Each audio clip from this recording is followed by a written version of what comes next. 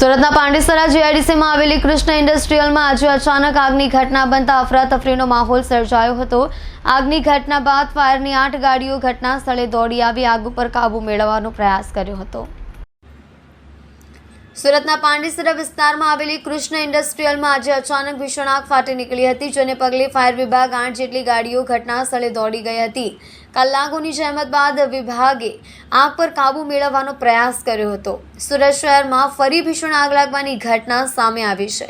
શહેરના પાંડેસરા જીઆઈડીસી વિસ્તારમાં આવેલા કૃષ્ણ ઇન્ડસ્ટ્રીયલમાં અચાનક આગ લાગતા દોડધામ મચી જવા પામી હતી। આગ લાગતા જ મિલમાં કામ કરતા કામદારો બહાર આવી ગયા હતા અને સાથે મોટું ટોળું પણ એકઠું થઈ ગયું હતું, કારણ કે આગ એટલી વિકરાળ હતી કે આગના કાળા ગોટે ગોટા ઉપર ઉડતા નજરે જોવા મળ્યા હતા।